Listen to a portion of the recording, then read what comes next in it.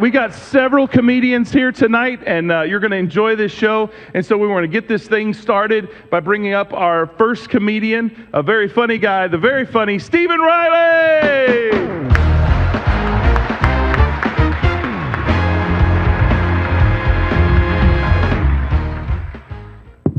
Keep it going for Haas, everybody. Yeah.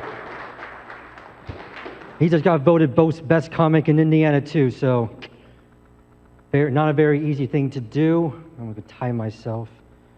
Like they said, my name is Stephen Reilly, and I was a theater major in college, which means I love not making money.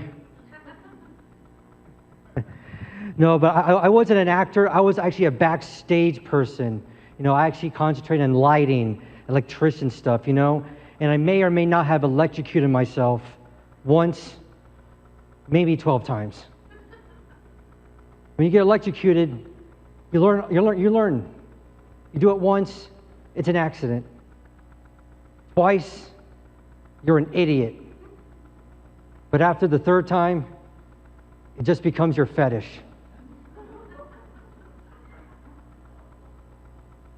Man, yeah, I was in backstage too, you know.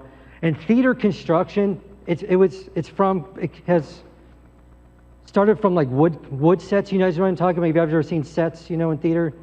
Now they're moving towards metal sets, you know, metal work, welding. And I'm not very good at welding.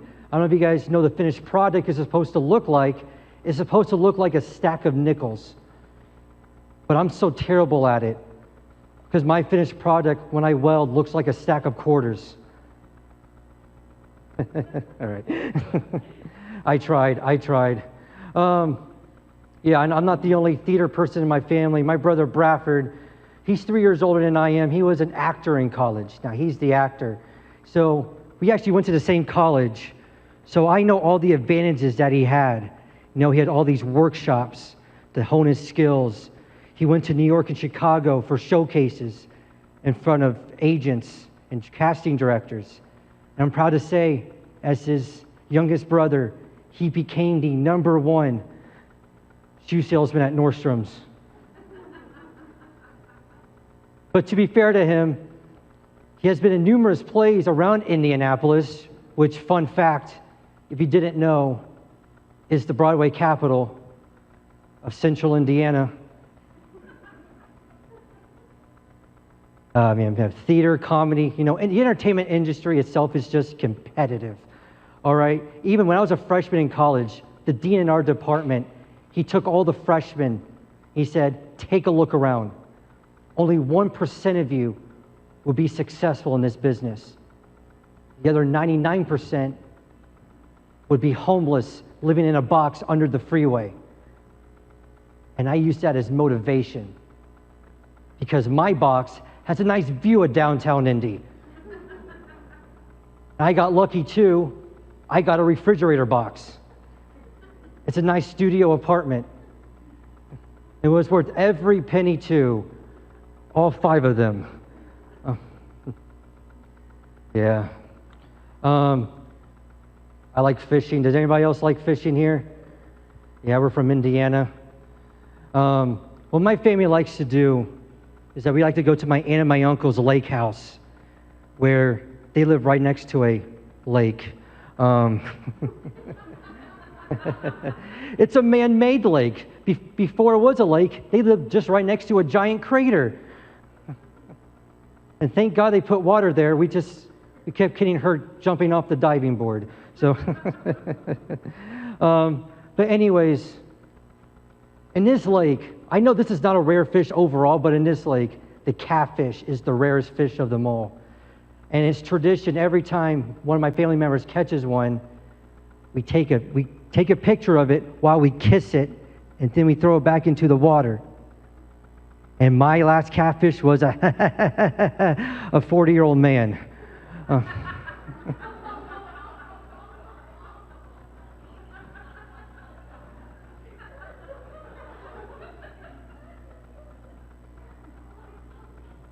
But to be fair to him, he did have soft lips. and surprisingly smelled of lavender too. I thought that was very nice. Not very men are very manly to wear lavender, right? I think it's a very underrated scent. You guys know what's an overrated scent? Peppermint. Have you ever stood right next to a person who just ate like an entire case of peppermint Tic Tacs? And when they exhale, you have to close your eyes so they don't melt your face like it's the Ark from the Covenant. And that's why I blame Tic Tacs for global warming. Because every time someone exhales, they're doing their atomic peppermint breath to the sky. Now I need a cup of water.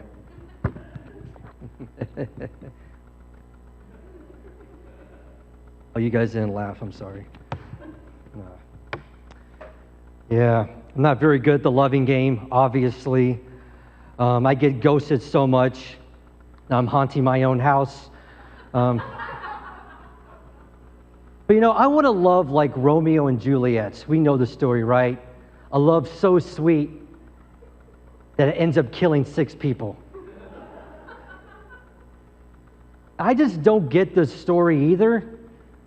Because Romeo, he creeps on a girl from her bushes, from her balcony, oh, she's on her balcony, and he gets called a romantic.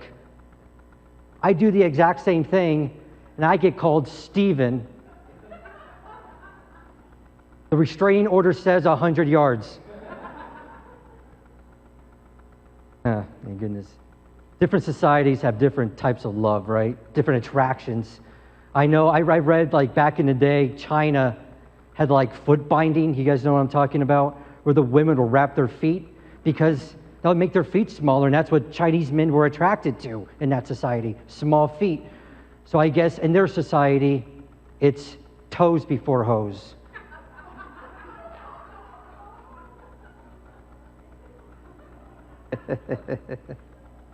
I think my only way to find love in this world is opposites attract. Find my complete opposite, which is someone who's short, big, and energetic. So I guess the person I'm looking for is Jack Black. I bet he smells of lavender.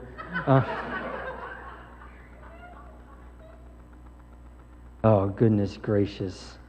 And I used to be so fearless as a child, and then I grew up.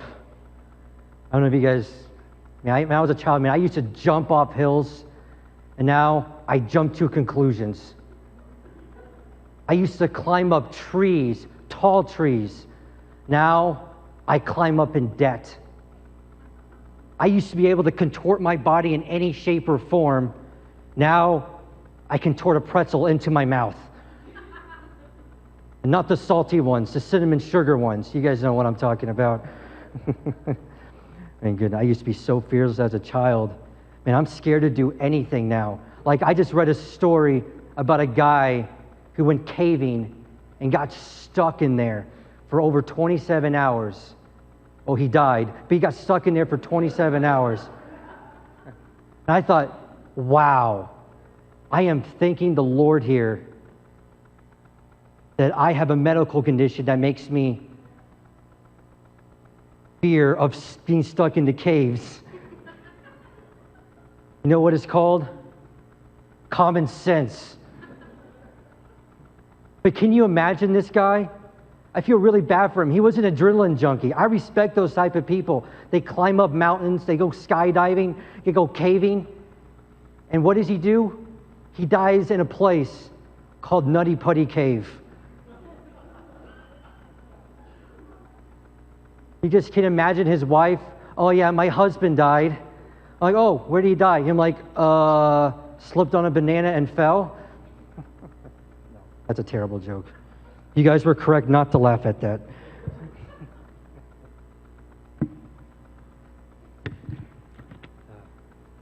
I do find it hilarious that this guy died in the part of the cave called the birth canal.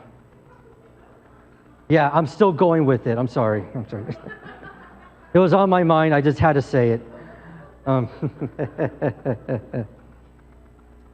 My goodness. Christmas was just here. It reminds me of the little drummer boy. Everybody knows the story, right? The little drummer boy, he plays his drums, and he gets praised for it. I do the exact same thing, and I get kicked out of a delivery room of some random lady. Little baby, ba-rum-pa-bum-bum. There is a lot of blood, ba-rum-pa-bum-bum. This lady screaming at her top of her lungs. Then I get kicked right in my bum-bum-bum-bum, bum-bum-bum-bum. All right, that was stupid. Thank you, guys. How much time do I have left? Oh, wow.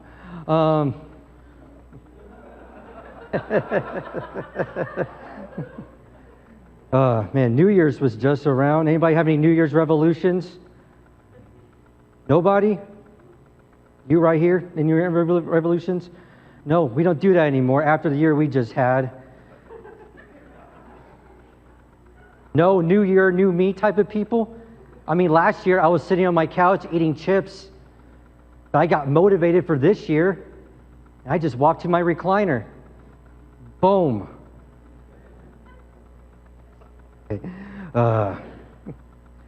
My grandma, man. I love my grandma. But recently, she said it's really disrespectful how I always look down on her. But you know, that's kind of really easy to do when I'm a foot taller than her and better than her at everything.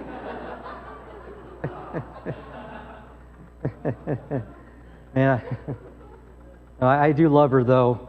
But she's not very tech savvy. She just got like a new iPhone, and she didn't know how to send a text message. But then she told me, hey, Stephen, I just learned how to send a text message. I'm like, that's great. And 3 days later, I got her phone through the mail.